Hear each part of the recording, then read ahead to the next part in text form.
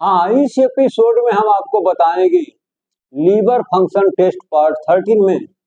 जैसा कि पिछले एपिसोड में दो टेस्ट फंक्शन टेस्ट आपको बता दिए गए थे, अब यहाँ हम तीसरे पॉइंट को एक्सप्लेन करेंगे, टेस्ट ऑफ मेटाबॉलिक फंक्शन। यानी लीवर का जो चीफ फंक्शन आपको बताया गया था पिछले एपिसोड में कि लीवर का मेटाबॉलिज्म करना एक चीफ फंक्शन लीवर का माना जाता है। तो मेटाबॉलिज्म में क्या क्या है, जैसा कि आप फूड पार्टिकल्स में वो खास तौर से कार्बोहाइड्रेट, प्रोटीन और लिपिड की चीजें लेते हैं, तो इनका जो मेटाबॉलिज्म होता है वो लीवर के अंदर होता है। तो ये प्रॉपर तरीके से लीवर के अंदर हो रहा है कि नहीं हो रहा है, इसको एग्जामिन करने के लिए हमें कुछ टेस्ट करने पड़ते हैं। तो आइए सबसे पहले हम कार्बोहाइड्रेट के मेटाबॉलिज्म का रेट जानते हैं, लेवल जानते हैं, ये प्रॉपर तरीके से हो रहा है कि नहीं हो रहा है। तो इसको जानने के लिए हमें क्या करना होगा, हमें ब्लड का सैंपलिंग कर उसकी जांच करनी होगी। और ये जांच तीन तरीके से हम करते हैं। एक तो खाली पेट ब्लड का सैंपलिंग करते हैं, तो जांच करते हैं, उसमें हमें जो लेवल होना चाहिए वो होता है 70 to 110 mg/dl। अगर इतना है तो हम मान लेते हैं कि लीवर के अंदर कार्बोहाइड्रेट का जो मेटाबॉलिज्म का फंक्शन है वो प्रॉपर तरीके से हो रहा है। लेकिन अगर ये लेवल घट जाता है तो हम ये मान लेते हैं कि लीवर में कार्बोहाइड्रेट का मेटाबॉलिज्म की जो क्षमता है वो घटी हुई है, डिक्रीज्ड है। इससे तमाम हेल्थ प्रॉब्लम्स हो सकती हैं। फिर हम जो दूसरा टेस्ट करते हैं उसको कहते हैं पीपी, यानी post prandial test of carbohydrate. तो इसमें हम ब्लड सैंपलिंग करते हैं, जिसमें हमें लेवल मिलना चाहिए 110 to 160 mg/dl, यानी 110 से लेकर के 160 mg/dl के रेट से अगर इसका लेवल दिखता है तो हम मान लेंगे कि लीवर के अंदर कार्बोहाइड्रेट का जो मेटाबॉलिज्म हो रहा है वो प्रॉपर तरीके से हो रहा है। लेकिन अगर ये अमाउंट घटा हुआ है तो that also indicates the insufficiency of liver, यानी लीवर की जो क्षमता है इसको मेटाबोलाइज करने के लिए वो घटी हुई है। और तीसरी जो जांच हम करते हैं उसको कहते हैं रैंडम टेस्ट। इसमें लेवल बताया गया 110 to 160 mg/dl। अगर ये लेवल आपको मिल जाता है ब्लड एग्जामिनेशन करने के बाद तो समझिए कि लीवर में कोई प्रॉब्लम नहीं और लीवर अपने chief function metabolism of fat को प्रॉपर तरीके से रिस्पांस कर रहा है। लेकिन अगर ये लीवर में अगर ये लेवल घटा हुआ है तो हमें ये इंडिकेट करता है कि लीवर के लिए कुछ करना चाहिए, क्योंकि लीवर जो है इसका मेटाबॉलिज्म करने में इनसफिशिएंट रोल प्ले कर रहा है, मतलब प्रॉपरली इसका मेटाबॉलिज्म नहीं कर रहा है। फिर इसके बाद हम जो दूसरा टेस्ट करते हैं वो प्रोटीन के मेटाबॉलिज्म का करते हैं।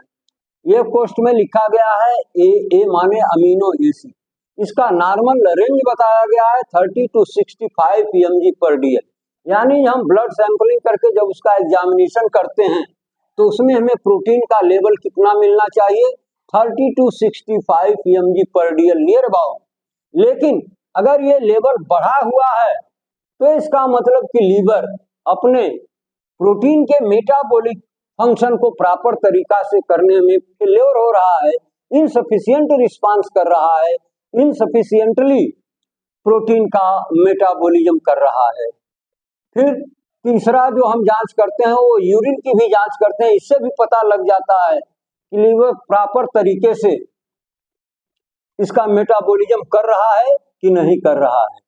तो अमीनो एसिड इन यूरिन, अगर यूरिन में अमीनो एसिड की उपस्थिति मिल जाती है तो इसका मतलब कि लीवर में जो प्रोटीन का मेटाबॉलिज्म होना चाहिए वो प्रॉपर तरीके से नहीं हो रहा है, वो अपर्याप्त है, इनसफिशिएंट है। और इस प्रॉब्लम को हम नाम देते हैं aminoaciduria. Aminoaciduria मतलब यूरिन में अमीनो एसिड उपस्थित है, ये होना नहीं चाहिए। ये होता तभी है जब लीवर का प्रोटीन के लिए ये मेटाबॉलिक फंक्शन जब लेस देन नॉर्मल फंक्शन मिलता है तब। तो इसको हम एक वर्ड में नाम देते हैं लीवर इनसफिशियंसी। अब आ जाइए फैट मेटाबॉलिज्म। आपने कार्बोहाइड्रेट को देख लिया और दूसरा प्रोटीन को देख लिया, अब तीसरा फैट को देखिए। तो फैट का जो लेवल है वो प्रॉपर है या नहीं है, इसमें लीवर की क्या भूमिका है, वो सामान्य तरीके से फैट का मेटाबॉलिज्म कर रहा है या उसकी क्षमता घटी हुई है, इनसफिशिएंटली कर रहा है। तो इसको जानने के लिए हमें क्रमशः ये 6 टेस्ट करने पड़ते हैं। पहला है यस कोलेस्ट्रॉल। यस से मतलब सीरम, कोलेस्ट्रॉल मतलब इंड प्रोडक्ट ऑफ फैट। इसका नॉर्मल रेंज दिया हुआ है 1.150 to 240 mg पर dl। अगर यह लेवल आपको मिल रहा है तो आप निश्चिंत हो जाइए कि लीवर प्रॉपर तरीके से फैट का मेटाबॉलिज्म, माने फैट में भी कोलेस्ट्रॉल का मेटाबॉलिज्म प्रॉपर तरीके से कर रहा है। लेकिन यदि ये लेवल घटा हुआ है, डिक्रीज्ड लेवल है, तो ये मान लेना चाहिए कि लीवर इनसफिशिएंट तरीके से कोलेस्ट्रॉल का मेटाबॉलिज्म कर रहा है, माने कोलेस्ट्रॉल का मेटाबॉलिज्म प्रॉपर लेवल पर नहीं हो पा रहा है। दूसरा जो हम टेस्ट करते हैं वो है प्लाज्मा का टेस्ट। इसका नॉर्मल रेंज दिया हुआ है 10 to 30 mg पर dl। अगर इसका लेवल बढ़ा हुआ है, ये फ्री फैटी एसिड अगर बढ़ा हुआ है तो ये क्या इंडिकेट करता है, इंक्रीज्ड लेवल इसका इंडिकेट कर रहा है लीवर इनसफिशिएंसी, मतलब लीवर इसको प्रॉपर तरीके से मेटाबोलाइज करने में फेल्योर है और उसका रिस्पांस इनसफिशिएंट है। फिर जो तीसरा टेस्ट हम करते हैं यस ट्राइग्लिसराइड का, सीरम ट्राइग्लिसराइड। ये क्या है, ये भी इंड प्रोडक्ट ऑफ लिपिड होता है जिसका नॉर्मल रेंज बताया गया 30 to 150 mg पर dl। अगर इसका लेवल घटा हुआ है, ये जो नॉर्मल रेंज दिया गया है, तो इसका घटा हुआ रेंज ये बताता है कि लीवर ये ट्राइग्लिसराइड को प्रॉपर तरीके से मेटाबोलाइज करने में फेल्योर है और ये लीवर इनसफिशिएंसी को इंडिकेट कर रहा है। फिर चौथा जो हम जांच करते हैं वो है फास्फोलिपिड की। ये क्या है, it is also end product of lipid जिसका नॉर्मल रेंज दिया हुआ 150 to 300 mg पर dl। ये जो नॉर्मल रेंज दिया हुआ है, अगर ये घटा हुआ है, अगर इतना नहीं मिल रहा है, इससे कम मात्रा में इंडिकेट कर रहा है आपका पैथोलॉजिकल एग्जामिनेशन, तो आपको अलर्ट हो जाना चाहिए कि लीवर कहीं न कहीं इनसफिशिएंट तरीके से इसका मेटाबॉलिज्म कर रहा है।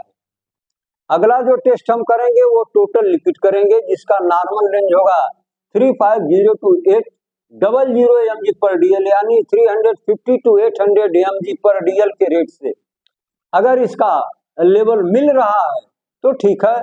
अगर ये डिक्रीज कर गया है, कम दिख रहा है, तो it also indicates the insufficiency of liver. छठवीं जो जांच हम करते हैं वो है यस कीटोन बॉडी जिसका नॉर्मल रेंज दिया हुआ है 0.7 to 1.5 mg पर dl। अगर ये लेवल बढ़ा हुआ है तो यह भी इंडिकेट करता है कि लीवर इनसफिशिएंट तरीके से मेटाबॉलिज्म कर रहा है, किसका, यस कीटोन बॉडी का। अगर वो सफिशिएंट रिस्पांस करता तो इसका रेंज क्या होता, 0.7 to 1.5 mg पर dl। अब हम ये देखिए चौथा जो टेस्ट करेंगे, test of secretory function of liver. Liver जैसा कि पिछले एपिसोड में आपको बताया गया कि लीवर कुछ एक्सक्रेटरी फंक्शन भी करता है, बहुत सारी चीजों को ये बॉडी के बाहर भेजने में मदद करता है। उसमें पहला जो दिया है टोटल सीरम बिलीरुबिन, ये बिलीरुबिन को बॉडी के बाहर भेजने में मदद करता है। इसका जो नॉर्मल बिलीरुबिन कितना होना चाहिए तो दिया हुआ है 0.2 to 0.8 mg पर dl, या कहीं कहीं आपको मिल जाएगा 0.5 to 1.5 mg पर dl। ये दोनों सही है, फिजियोलॉजिकल है, थोड़ा वेरिएशन अलग अलग राइटर्स में अलग अलग रेंज थोड़ा सा वेरिएशन के साथ मिलता है। तो हम जब जांच करते हैं तो हमारे ब्लड सैंपल में बिलीरुबिन का जो नॉर्मल रेंज मिलता है वो 0.5 से लेकर के 1.5 mg पर dl के रेट से अगर दिख रहा है पैथोलॉजिकल एग्जामिनेशन में तो हम मान लेते हैं कि बिलीरुबिन का जो एक्सक्रीशन करना चाहिए लीवर को वो प्रॉपर तरीके से कर रहा है। लेकिन अगर इसका लेवल बढ़ा हुआ है तो ये हम मान लेते हैं कि प्रॉपर तरीके से लीवर उसको एक्सक्रीट नहीं कर पा रहा है, उसे एक प्रॉब्लम होती है जिसको हम नाम देते हैं जांडिस, और उस प्रॉब्लम को नाम देते हैं जांडिस। और कहते हैं क्या है कि इस टेस्ट को बिलीरुबिनीमिया, मतलब ब्लड में, इमिया माने ब्लड, ब्लड में बिलीरुबिन की जो मात्रा है, लेवल है, वो इंक्रीज पोजीशन में है। दूसरी जो हम जांच करते हैं urine bilirubin and bile salt, हम यूरिन का भी एग्जामिनेशन करते हैं लीवर के सेक्रेटरी फंक्शन को जानने के लिए। तो इन यूरिन, अगर यूरिन में बिलीरुबिन की मात्रा बढ़ी हुई हो तो उसको हम कहते हैं बिलीरुबिन्यूरिया।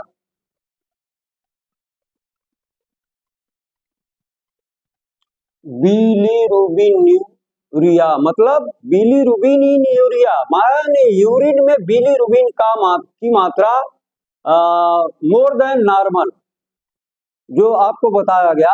तो ये 1.5 से लेके 1.5 तक तो ये नॉर्मल रेंज है, लेकिन 2 mg पर डीएल तक भी इसको हम टॉलरेबल मानते हैं बॉडी के लिए। लेकिन जब ये मोर देन 2 mg पर डीएल के रेंज से ऊपर दिखने लगता है तो उसको हम एक प्रॉब्लम मान लेते हैं और उसका नाम देते हैं बिलीरुबिन्यूरिया, मतलब यूरिन में बिलीरुबिन की मात्रा जो है मोर देन नॉर्मल रेंज है, जो ये हेल्थ प्रॉब्लम क्रिएट कर सकती है। अगला पॉइंट इसमें हम जांच करेंगे फीकल स्टर्कोबिलिनोजन। जैसा कि आप जानते हैं इंटेस्टाइन में पहुंचने के बाद बिलीरुबिन का कुछ अमाउंट यूरिन के साथ बॉडी के बाहर निकलता है जिसको हम कहते हैं यूरोबिलिनोजन, और कुछ अमाउंट फीकल मैटर के साथ बॉडी के बाहर निकलता है तो उसको कहते हैं स्टर्कोबिलिनोजन। ये देखिए इसका नॉर्मल रेंज दिया हुआ है 250 यानी 250 mg पर डीएल। अगर ये लेवल से निकल रहा है सैंपल में, पैथोलॉजिकल रिपोर्ट में ये रेंज या इसके थोड़ा बहुत वेरिएट करते हुए मिल जाता है तो उसको हम नॉर्मल मान लेते हैं। लेकिन अगर ये अमाउंट बढ़ जाए, मोर देन 250 mg पर डीएल से अधिक अगर दिखता है तो हम मान लेते हैं कि लीवर जो है इसका प्रॉपर एक्सक्रीशन करने में फेल्योर है। तो इसको आप जानेंगे कैसे, स्टूल डार्क ब्राउन, स्टूल का जो कलर होगा वो डार्क ब्राउन कलर का हो जाएगा और ये इंडिकेशन होगा लीवर इनसफिशियंसी का। अगला जो हम जांच करते हैं फीकल फैट एस्टिमेशन। इसमें फीकल फैट एस्टिमेशन मतलब स्टूल में फैट का लेवल क्या होना चाहिए, तो 5 to 6 mg पर डे, 24 घंटे में इतना एक्सक्रीट किया जाना चाहिए लीवर के द्वारा। अगर इतना इससे अधिक अगर वो करता है तो हम क्या मान लेते हैं उसको लीवर इनसफिशियंसी, और इससे जो प्रॉब्लम क्रिएट होती है तो पैथोलॉजिकल रिपोर्ट जो आएगी उसमें एक टर्म लिखा होगा स्टीटोरिया। जैसा कि पिछले एपिसोड में स्टीटोरिया को इंडिकेट किया गया है, ये स्टीटोरिया क्या होती है, ये न पचने वाला फैट स्टूल के साथ बॉडी के बाहर निकलता है। इसमें स्टूल जो है क्ले कलर का होता है, फ्राथी माने झागदार होता है, उसमें फाउल स्मेल होती है और बल्क अमाउंट में फीकल मैटर बॉडी के बाहर निकलता है। अगर ये सारे लक्षण वो फीकल मैटर के साथ दिखते हैं तो आप मान लेंगे कि लीवर जो है प्रॉपर या सफिशिएंटली अपने एक्सक्रीटरी फंक्शन में फेल्योर हो रहा है। अगर लीवर, तो ऐसा क्यों है, इसका सीधा सा रिश्ता है, बाइल जो है ऑलरेडी आपको पिछले एपिसोड में बताया गया है कि फैट को डाइजेस्ट करने में बाइल का रोल बहुत ही मुख्य होता है। अगर बाइल न जाए, इंटेस्टाइन में न जाए तो फिर फैट का प्रॉपर डाइजेशन होना मुश्किल होता है, और जब बाइल इनसफिशिएंट तरीके से सिक्रीट होगी लीवर से तो इंटेस्टाइन में इनसफिशिएंट अमाउंट में ही पहुंचेगी और रिजल्ट उसका क्या होगा, स्टीटोरिया। तो ये कहीं ना कहीं एक्सक्रीटरी फंक्शन ऑफ लीवर का ही एक पार्ट होता है और लीवर इसमें फेल्योर हो रहा है, तो इसको हम लीवर इनसफिशियंसी की श्रेणी में रखते हैं। अब जो अगला टेस्ट हम करेंगे, test of detoxificating power of liver. Already आपको पता है कि लीवर एक मुख्य कार्यों में एक कार्य होता है डिटॉक्सिफिकेशन, यानी कुछ ऐसे सब्सटेंस जिनको लीवर के अंदर डिटॉक्सिकेट किया जाता है। तो इसमें जो हम जांच करते हैं डिक्रीज्ड एक्सक्रीशन ऑफ हिप्यूरिक एसिड, अगर इसका लेवल घटा हुआ है तो लीवर इनसफिशियंसी। यह भी इंडिकेट करता है कि लीवर इनसफिशिएंट तरीके से, यानी प्रॉपर तरीके से नहीं, जितना डिटॉक्सिफिकेशन का लेवल होना चाहिए वो होता नहीं है, तो इसका इंडिकेशन है। दूसरा जो इसमें हम टेस्ट करते हैं वो है bromsulphalein excretion test should be done. इसका भी हमें करना चाहिए। अगर ये प्रॉपर मात्रा में दिखता है तो हम मान लेते हैं कि लीवर सफिशिएंट तरीके से अपने डिटॉक्सिफिकेशन के कार्य को या उसकी जो क्षमता है उसको पूरी क्षमता से करने में समर्थ है, नहीं तो फिर हम उसको इनसफिशियंसी ही मान लेंगे। अगला टेस्ट हम कुछ मिसलेनियस टेस्ट भी करते हैं जो रेडियोलॉजिकल टेक्निक के द्वारा किए जाते हैं। इसमें खास तौर से हम, जैसे सीवियर प्रॉब्लम एक है लीवर कार्सिनोमा, तो उसकी जांच करते हैं। फिर और क्या करते हैं, so many other indications for liver problems, तो ये रेडियोलॉजिकल टेक्निक से करते हैं। सातवां करते हैं USG-CAT to detect severe liver problem, क्योंकि USG और CAT ये लीवर का बहुत ही सूक्ष्म एग्जामिनेशन करने में इस टेक्निक का हम यूज करते हैं एक डिवाइस की मदद से। तो ये सारी बातें जानने के लिए हमें करना पड़ता है USG-CAT टेस्ट, लीवर बायोप्सी, और लास्ट में हम एक और भी तरीका अपनाते हैं लीवर की क्षमता को जानने के लिए कि लीवर प्रॉपर तरीके से अपना रिस्पांस कर रहा है कि नहीं कर रहा है, वो होता है लीवर बायोप्सी। ये होता क्या है, it is done to obtain material for histological studies. Liver के सेल को हम सैंपलिंग के रूप में बाहर निकालते हैं और फिर उसका हम हिस्टोलॉजिकल स्टेटस जानने के लिए इन पर परीक्षण करते हैं, इनका एग्जामिनेशन करते हैं, और ये बता देता है कि लीवर के अंदर कौन सी सीवियर प्रॉब्लम रन कर रही। फिर बाकी हम अगले टेस्ट में अब लेकर के आएंगे आपको ढेर सारे MCQ जो आपके वो परीक्षा पॉइंट ऑफ व्यू से भी इम्पोर्टेंट है, और स्टूडेंट लाइफ के बाद जब आप सर्विस के लिए कॉम्पिटिटिव एग्जामिनेशन में बैठेंगे तो वो MCQ आपके बहुत ही उपयोग की चीजें होंगी, लाभकारी चीजें होंगी। तो आप बने रहिएगा, अगला जो हम एपिसोड लेकर के आएंगे उसमें MCQ physiological of the liver